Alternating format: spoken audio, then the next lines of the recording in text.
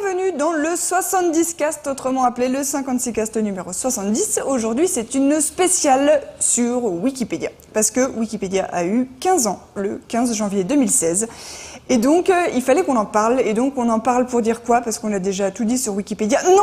Ce qu'on n'a pas dit, c'est que vous devez vous y mettre. Je vous vois derrière votre télé. Des fois, vous voyez des fautes sur Wikipédia et vous ne cliquez pas sur modifier pour corriger les fautes. Vous dites, ah bah, il y a bien des Wikipédiens qui vont le faire. Après tout, ils sont déjà bien assez nombreux. Eh bien non, ils ne sont pas assez nombreux parce qu'il manque vous. Et en ce moment, il y a un projet qui essaye d'expliquer aux gens comment s'y mettre et comment contribuer à Wikipédia. Enfin, aujourd'hui, en 2016, il serait temps. Et c'est organisé, entre autres, par toi, Natacha Rowe. Bonjour. Bonjour Camille. Donc wikipédienne, et tu travailles aussi à l'Université de Genève où tu organises plein de projets qui ont trait notamment à l'égalité numérique des genres et le féminisme sur Internet. Voilà, en quelque sorte. Et c'est ça qui t'a amené à participer au MOOC. Donc un MOOC, ça s'écrit M-O-O-C, ça veut dire... qu'est-ce que ça veut dire? C'est un cours en ligne. Online course. C'est ça.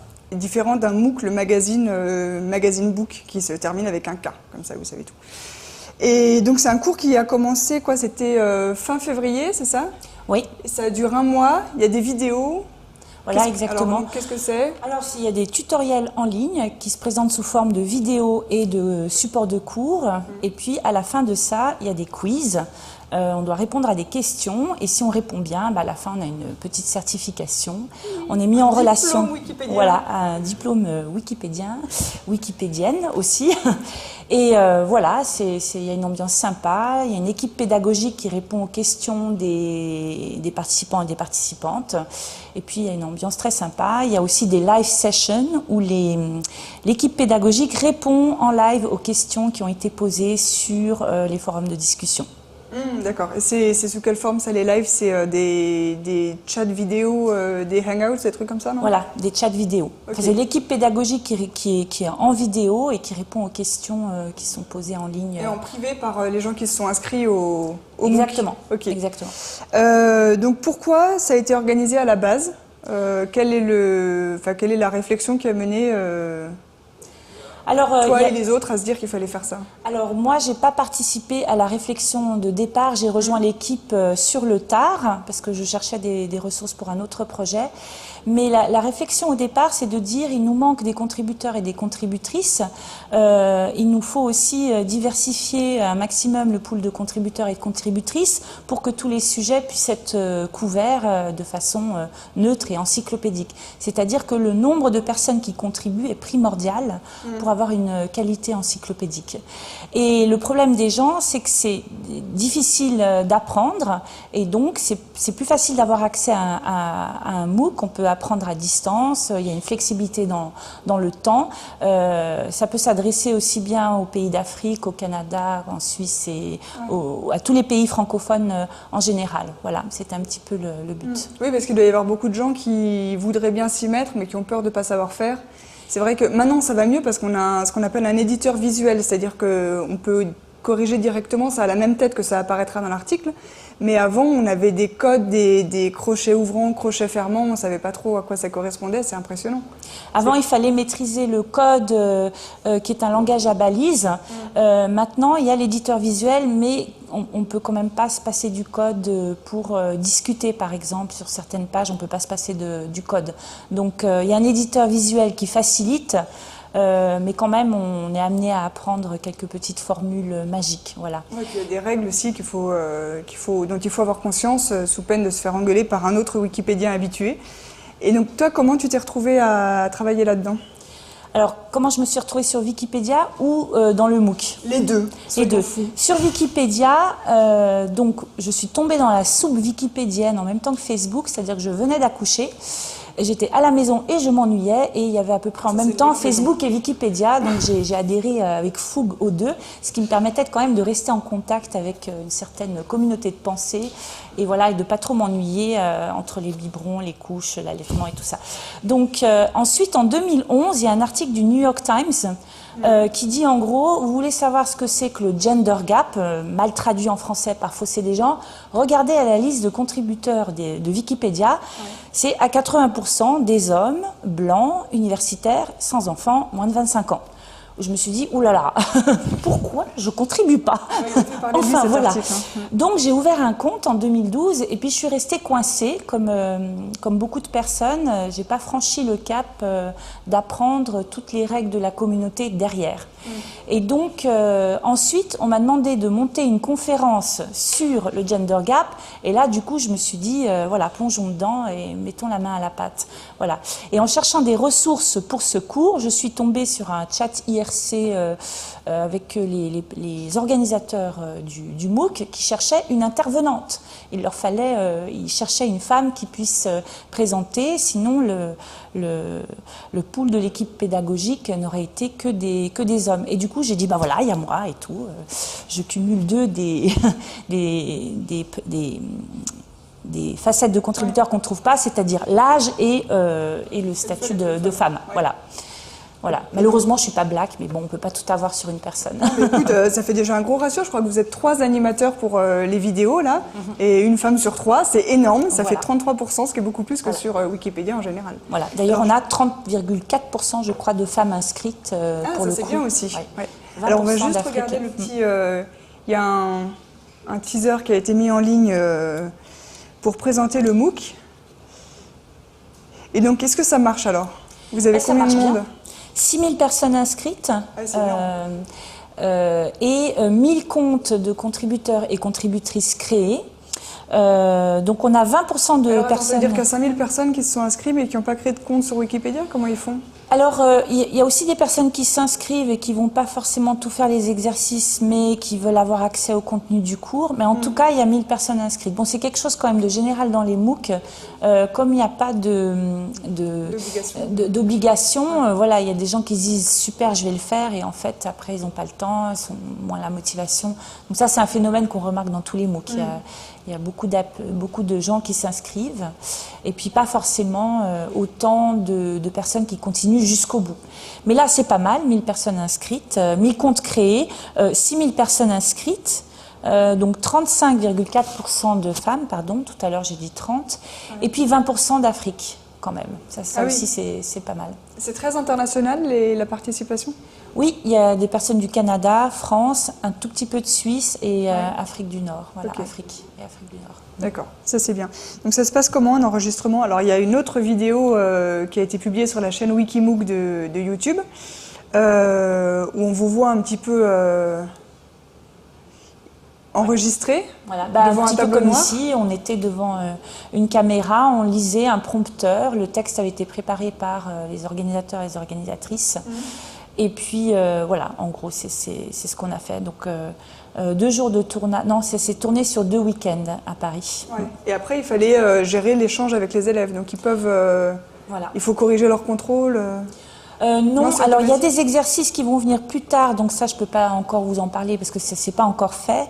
Moi j'ai tourné le MOOC et je fais partie de l'équipe pédagogique, donc je réponds un peu aux questions des personnes sur le forum, mais les vraies personnes derrière c'est d'abord Jules Xénard de Wikipédia France qui a fait un travail monstrueux de coordination, d'organisation et de chapeautage de la communauté.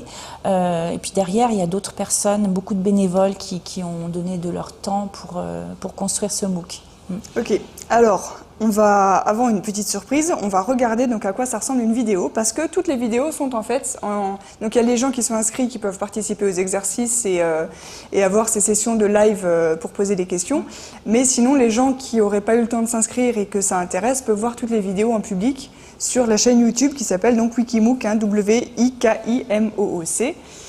et un cours ça ressemble à ça. Et cliquez sur Modifier. Écrivez une phrase avec un mot que vous pourrez lier à un article de Wikipédia, comme dans mon exemple, sur lequel vous voulez faire un lien interne, puis cliquez sur l'icône « Chaînon ». Une liste d'articles est proposée. Choisissez l'article correspondant en cliquant sur une des propositions. Voilà, là, si on ne comprend pas, c'est qu'on n'a pas envie de s'y mettre. Alors, j'ai trouvé le plan des cours. On en est où d'ailleurs dans le plan là? Là, on en est à la semaine 3. Ouais. Voilà. C'est-à-dire qu'on apprend quoi maintenant? Écoutez, j'ai pas. Je sais plus, c'est pas grave. J'ai pas le plan en tête. C'est pas grave. On rentre dans les techniques de rédaction d'articles plus avant. Les premières semaines, c'était la présentation du mouvement, les principes fondateurs. Alors, j'ai le plan sous les yeux et on va faire un cours à ceux qui nous regardent et on va essayer de résumer rapidement, en 30 secondes, une minute, quoi, les points les plus importants, en fait, qu'il faut connaître pour se mettre à Wikipédia. Donc, d'abord, je vois que dans ce cours, on apprend quels sont les principes fondateurs. Alors ça, c'est quelque chose, il y en a 5, c'est ça? Voilà, 5 comme les 5 doigts de la main, facile à retenir. C'est les règles auxquelles on ne peut pas déroger. Voilà, c'est vraiment ce qui régit tout le reste. Et donc, il y en a 5. Le premier, c'est que Wikipédia est une encyclopédie. Donc, les travaux inédits, la promotion personnelle n'ont pas leur place sur Wikipédia. On essaye Ce qu'on appelle travaux inédits, c'est ce qui n'a pas été publié ailleurs. C'est ce qui sort directement de la tête de celui qui écrit. Exactement. Parce qu'il pense que ça s'analyse comme ça. Pas forcément, ça peut être aussi, moi je mène une recherche statistique sur le nombre d'accidents du ferroviaire en Île-de-France et j'écris un mémoire de maîtrise, c'est un travail inédit finalement. Je ne peux pas le mettre sur Wikipédia. Par contre, si vous m'invitez dans cette émission et que vous en parlez, alors là j'aurai au moins une source, une référence pour le mettre sur Wikipédia. Voilà. Donc c'est une encyclopédie. Ce qu'on essaye de faire, c'est de rassembler tous les contenus notoires, notables sur Wikipédia et on n'est pas en train de publier des choses inédites, des sources primaires. Et sinon, le deuxième principe, c'est la neutralité. Comme c'est une encyclopédie, on vise la neutralité du ton. Donc, quand on lit un article, on ne doit pas deviner quelle est l'opinion de l'auteur à ce sujet. Si moi j'écris un article sur le féminisme, je suis censée décrire tous les points de vue et même les points de vue que je n'aurais pas par rapport à ce sujet. Et ça, c'est parfois difficile à comprendre pour les novices. Et quand on écrit un article sur une personnalité, on ne met pas cet excellent réalisateur qui a fait de merveilleux films. Exactement, on évite les adjectifs, ça, il y en a beaucoup. Les préjugés, les étiquettes. Voilà, mais on en trouve quand même dans Wikipédia, on peut les supprimer, on peut les changer. À chaque fois que j'en trouve, c'est les adjectifs comme ça, merveilleux et incroyables. Bon, moi, je suis moins suppressionniste que vous, c'est-à-dire que moi, je les cite. Voilà, quand je trouve qu'un adjectif mérite d'être cité, alors je cite, selon Camille, par exemple, les adjectifs. Mais si c'est personne qui l'a dit, si on voit que ça sort de nulle part, à part de la plume de celui qui a écrit l'article. Exactement. Ouais. Non, il faut que la personne se soit exprimée dans un média de référence pour qu'on puisse le citer. Voilà. Okay. Donc, la neutralité du ton n'implique pas que les citations soient neutres. Les citations, elles peuvent ne pas être neutres. Voilà. Mais simplement, on vise à répertorier tous les points de vue. Si c'est un sujet controversé, on va essayer de présenter tous les points de vue, même les points de vue minoritaires, et en faisant attention un petit peu à la place proportionnelle qui tiennent dans l'opinion publique et dans les médias, dans les ouvrages de référence. Sinon, le troisième point qui est aussi très important, c'est que tout le contenu de Wikipédia est sous licence libre. C'est-à-dire que lorsque j'écris un article, il ne m'appartient pas, ce n'est pas mon article, ce n'est pas ma page, et les photos que je peux intégrer dedans sont libres de droit. On doit faire attention aux droits d'auteur, on doit faire attention à ne pas copier-coller des citations, enfin copier-coller d'autres, un texte qui vient d'ailleurs sans citer l'auteur qui a fait ça et en demandant son accord. Donc ça, c'est des points qui peuvent poser problème aux personnes qui débutent. Et le quatrième, qui en est un que j'aime beaucoup, qui est très important pour les débutants et les débutantes, c'est le respect, les règles de savoir-vivre. On essaye de partir du principe que les autres sont de bonne foi, on discute et on essaye de le faire dans le respect. Donc ça, c'est quelque chose que j'encourage vraiment à promouvoir, le Wikilove, comme on appelle. Il y a un petit icône très rigolo avec un cœur rouge. Et il y a aussi une petite tortue, ne mordez pas les nouveaux. Donc on peut, en tant que débutant sur ces sujets, rappeler ce principe quand on est accueilli un peu fraîchement par la communauté des experts. Des gens qui sont là depuis 10 ans et qui ont l'impression de savoir mieux que toi, de toute façon. Oui, enfin, c'est aussi parce que nous sommes des contributeurs, contributrices bénévoles, que donc le temps est compté et que donc quand on a une liste de travail comme ça à faire et beaucoup de corrections, parfois on est un peu trash et on ne pense pas que derrière il y a des novices qui peuvent être un peu choqués par l'accueil. Donc voilà, respect. Le cinquième principe, c'est aussi un principe génial, c'est en dehors de ces règles, pas de règles. Voilà, c'est aussi un principe qu'il est bon de rappeler. Toutes les autres règles de fonctionnement, finalement, elles sont discutées par la communauté et quand il y a des accords, il y a des votes. Voilà. Et toute personne peut s'exprimer sur ces fonctionnements. Personne n'a plus de droit éditorial qu'une autre personne. Voilà. Même si vous, là, maintenant, vous ouvrez Wikipédia et vous décidez de changer quelque chose, vous avez autant de droit éditorial que moi ou que des contributeurs, contributrices beaucoup plus chevronnés. Alors ça, c'est un truc qu'il y a dans la deuxième semaine, apprenez à contribuer, le statut des contributeurs. Parce qu'il y en a qui ont un statut d'administrateur, de je ne sais plus comment s'appellent les autres. Il y en a plein, il y a des patrouilleurs, je ne les connais pas tous par cœur. Les administrateurs... Ça ne veut pas dire qu'ils ont plus de droits, enfin, ils ont des droits techniques, mais pas plus de droits de faire des choses que nous. Voilà, ils ont pas plus raison que les ils n'ont autres, pas quoi. plus de droit éditorial que nous. C'est-à-dire que, mais par contre, ils peuvent juger de l'admissibilité d'un article, ils peuvent intervenir s'il y a violation des droits d'auteur, ils peuvent supprimer l'article tout de suite. Et là, il faut faire attention parce que quand on lit un article de journal, on peut, si on écrit sur Wikipédia tout de suite derrière, sans faire attention, redire et utiliser les mêmes termes. Donc il faut faire attention à ça parce que sinon, parce que si on utilise exactement les mêmes termes, on viole le droit d'auteur ou d'autrice. Et donc voilà, là, quand il y a violation du droit d'auteur, ils peuvent supprimer tout de suite. Et par exemple, s'il y a désaccord sur un sujet, on attend que les gens se mettent d'accord d'abord entre eux sur ce qu'on va finir par écrire dans cet article. Et ensuite, celui qui a le pouvoir d'administrateur, c'est un pouvoir technique qui lui permet par exemple de verrouiller une page, de la supprimer ou d'appliquer la décision qui a été prise entre les personnes. Si par exemple, il y a ce qu'on appelle un conflit éditorial, c'est-à-dire que nous écrivons toutes les deux par exemple sur un article, je ne suis pas d'accord avec ce que vous mettez, j'annule vos modifications, vous annulez les miennes, je réannule. Voilà, si ça se passe 3 fois de suite, il y a un conflit éditorial et à ce moment-là, les administrateurs et administratrices, ne les oublions pas ces dernières, peuvent mettre un logo où il y aura indiqué 3R. Qui signifie cette page est finalement bloquée, il y a un conflit. Et donc on demande aux gens, on demande aux gens de se mettre d'accord avant de publier sur la page. Et là, ça va se passer sur la page de discussion. Voilà. Et il y a parfois aussi des personnes qui sont chargées, qui ont un rôle de médiation et qui vont, par exemple, demander aux personnes qui ont des points de vue adverses d'écrire la partie de l'autre pour un petit peu calmer le jeu. Donc il y a des processus comme ça qui sont à l'œuvre. Ok. Alors je vois, il y a eu aussi un cours sur la première interaction avec un Wikipédien. Donc ça, c'était pour apprendre à être sympa les uns avec les autres, c'est ça? Oui, voilà, exactement. Découverte du rôle des sources sur Wikipédia. Donc sur Wikipédia, en fait, le principe, c'est que tout doit être vérifiable. Il faut qu'un lecteur puisse trouver d'où vient l'information et qu'il aille la trouver à la source et la vérifier lui-même. Voilà, il faut pouvoir remonter jusqu'aux sources, sinon n'importe qui pourrait écrire n'importe quoi. Je pourrais écrire que Camille Gévaudan est la reine d'Angleterre et voilà, comment est-ce que je le prouve? Tu peux essayer? Voilà, je peux essayer, je pourrais essayer. Ça m'est arrivé en cours d'écrire dans un article un peu n'importe quoi pour voir combien de temps ça durait, pour montrer aux gens que, un, c'était possible, mais que deux, ça ne servait à rien au final. En m'excusant ensuite platement auprès de la personne qui a corrigé la faute. Voilà. Mais les sources, c'est effectivement primordial. Il faut qu'on puisse vérifier l'information. Toute l'information qu'on met sur Wikipédia doit pouvoir être sourcée.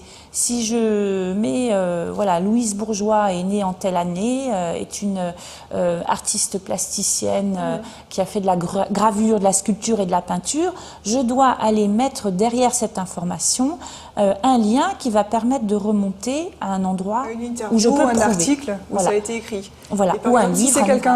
Si tu écris sur quelqu'un que tu connais, si cette Louise Bourgeois est ton amie, savoir qu'elle est née tel jour ne suffit pas parce que les autres gens, toi tu le sais, mais les autres gens ne le savent pas et ne peuvent pas le vérifier. Donc sur Wikipédia, c'est non. Exactement. Alors il y a des conseils sur on en vient à l'admissibilité des articles en fait.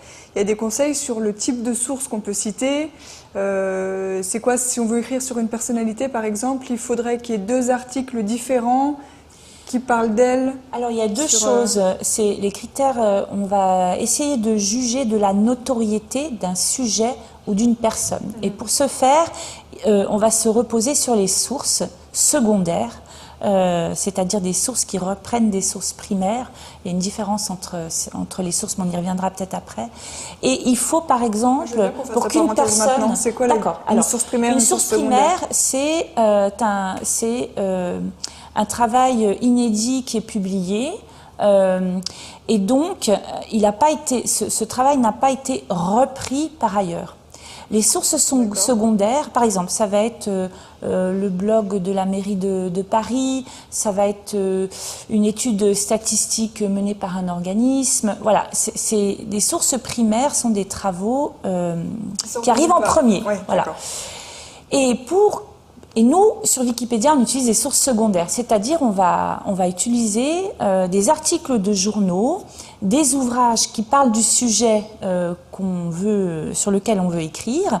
Par exemple, un ouvrage sur Louise Bourgeois qui utiliserait des tas de sources primaires, en général c'est la bibliographie, c'est une excellente source secondaire. On va utiliser des sources secondaires, les sources secondaires compilent les sources primaires. Voilà. Okay. Donc les sources primaires ne sont pas directement utilisables pour jauger de l'admissibilité d'un article. Et comment on va faire pour juger si un sujet est admissible ou pas? Eh bien on va dire qu'il y a plusieurs règles.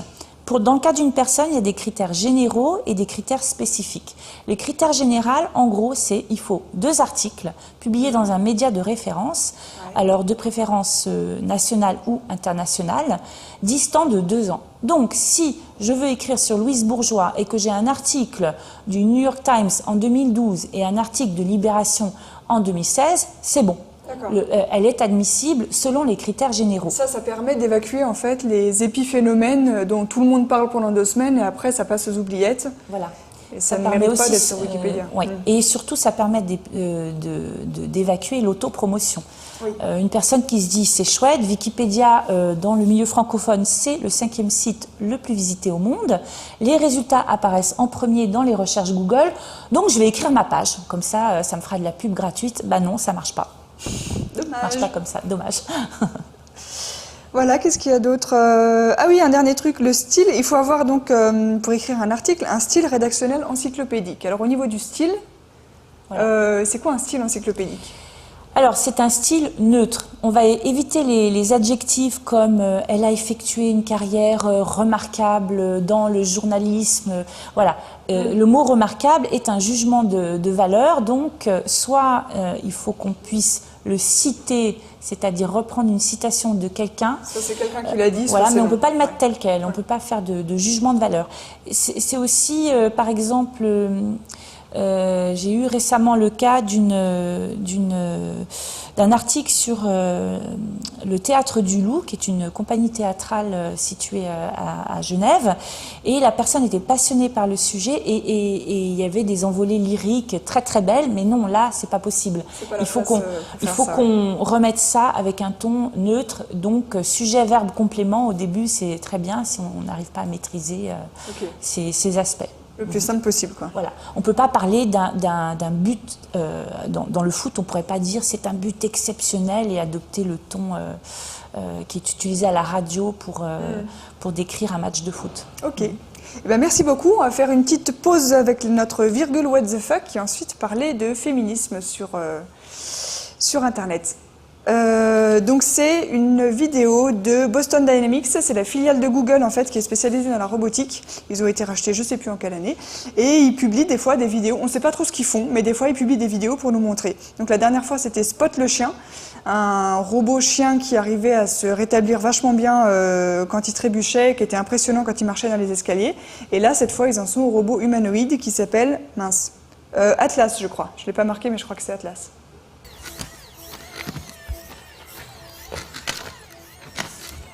Alors il marche sur terrain accidenté, dans la neige. Il a un équilibre de fou. Et en plus, quand il se fait emmerder par les humains, qui le poussent, oui, voilà, c'est ça, j'ai une deuxième vidéo, qui le poussent, qui essayent de le déstabiliser. Là, on croit que l'humain a gagné.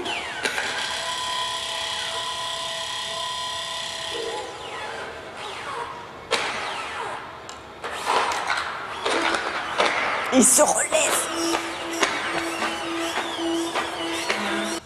Et franchement, quand on aura mis l'intelligence artificielle à l'intérieur de ça, moi je donne pas cher de notre peau.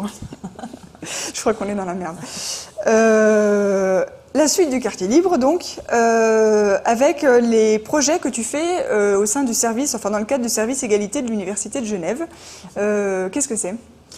Alors, c'est un projet d'égalité numérique qui vise à combler le gender gap sur Wikipédia. Oui. Voilà. Pour la petite histoire, c'est la Fondation Émilie Gour, enfin les personnes qui sont à la tête de la Fondation Émilie Gour, une des plus anciennes associations féministes de Suisse, qui a lu le fameux article dont je parlais tout à l'heure du New York Times qui disait que sur Wikipédia, il y a un gender gap, il y a 80% des contributeurs sont des hommes. Et du coup, elles ont contacté le service égalité en disant, bah voilà, il faudrait monter une conférence sur ce sujet. Et il se trouve que moi, je suis passionnée de stratégie digitale et comme j'expliquais tout à l'heure, je suis tombée dans le numérique en tant que femme suite à mon accouchement parce que je m'ennuyais à la maison. Et donc, Brigitte Mantilleri, qui est directrice du service égalité de l'Université de Genève, m'a demandé de plancher là-dessus. On a réuni une équipe avec la fondation Wikimedia CH, la fondation Émilie Gour et l'Université de Genève, et on a monté la conférence. On a invité Florence Desvoire, en terre sur Wikipédia, et puis on a invité l'équipe de Art ouais. Et on a invité aussi Flora Katz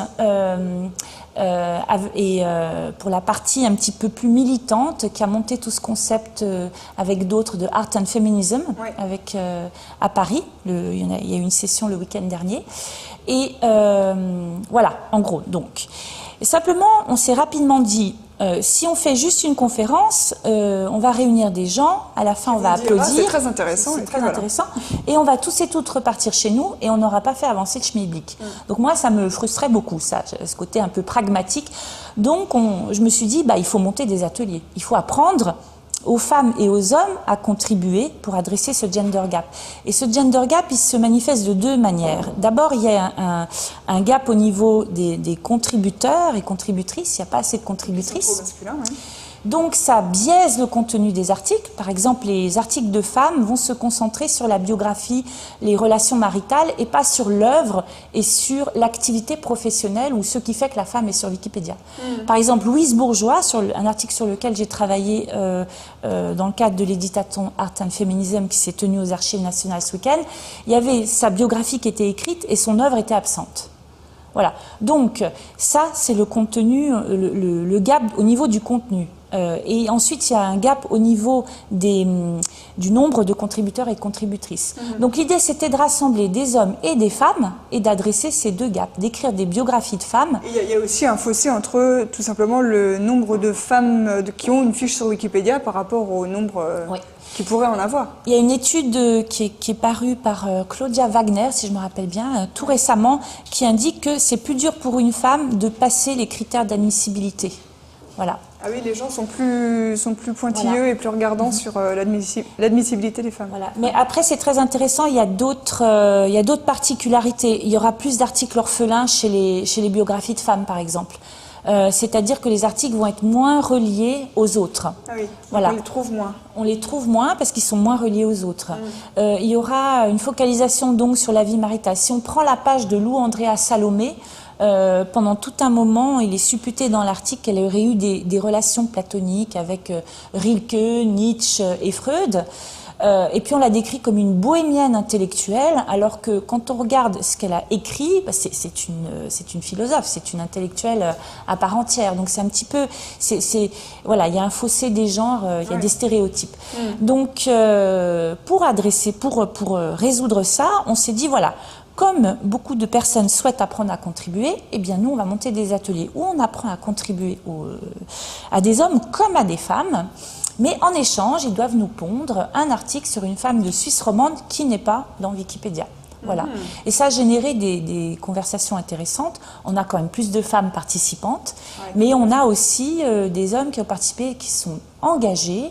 On a un monsieur dont le pseudo est Soft en Poche qui nous a pondu un manuel d'aide.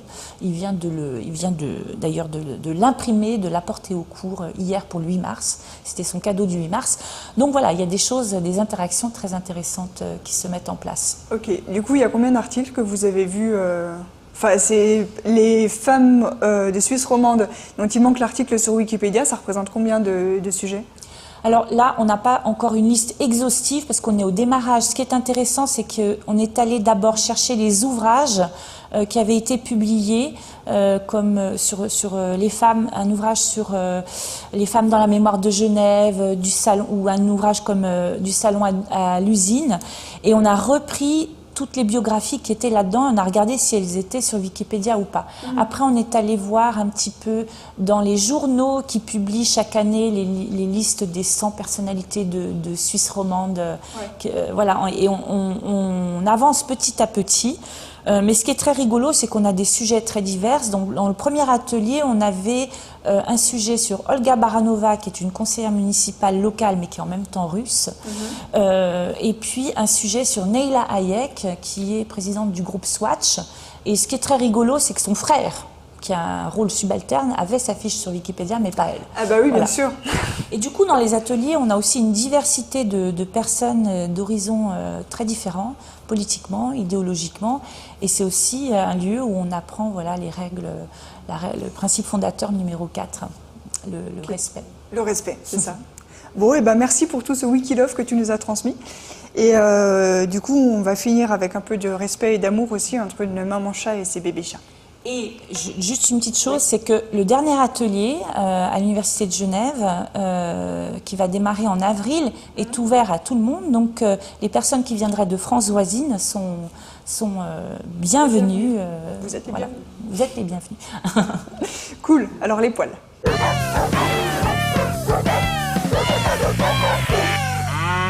Donc une vidéo de Kitten Canal sur une maman chat qui s'appellerait Miou et qui s'occupe de ses chatons.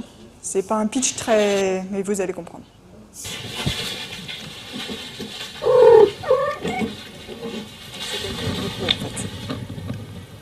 On va lui faire un câlin.